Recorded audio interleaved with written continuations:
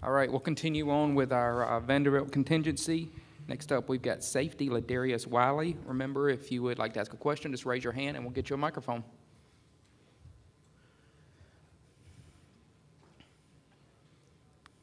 We'll go over here on the second row. Yeah, on the first left off, Coach Mason said in the big room that you were the best dressed guy here. So what was the thought process with everything you've got going on here? I'd have to give props to my mom. She said, make sure you give me my props. So I've given her props now. But this was her whole idea. You know, before I even knew I was coming to media day, she was like, "You need a suit," and she bought this one. And then Coach Mason told me I was going to media day, and it happened to be the perfect look for this event.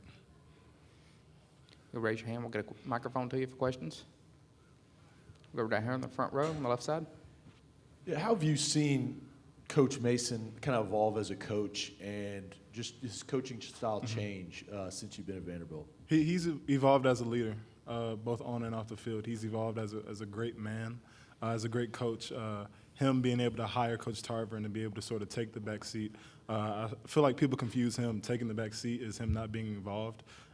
He's still involved with the defense, but him being able to sort of spread himself throughout the entire team and to be able to make that call to get a defensive coordinator, I think shows that he has grown as a head coach. We'll go to the camera position right in the middle.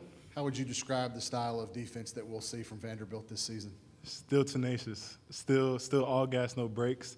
We live off the principles of playing with extreme violence, of getting to the ball, of being playmakers, and I think you'll still see that. You'll see a technically sound defense.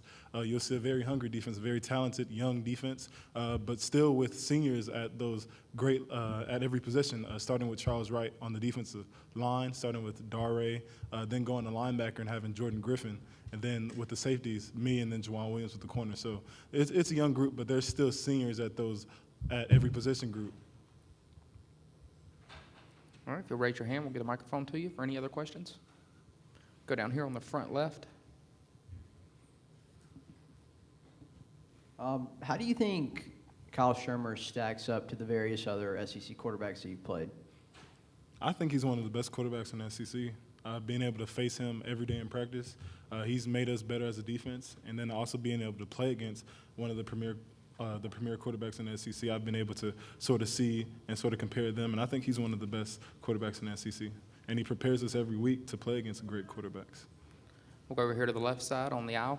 The last few years, y'all have had Zach Cunningham, Oren Burks as kind of the main leader of the defense. Those guys both now in the NFL. Yes, sir. Who's stepped up to be that type of guy, that type of presence on your defense this year? I'd name the same guys that I've named, all the seniors in every position group. We've all taken it upon ourselves to be leaders of our position groups, first and foremost, and then of the entire defense. So you have guys like Charles Wright, who's stepping outside of himself. He's a quiet guy, but he's been able to talk more.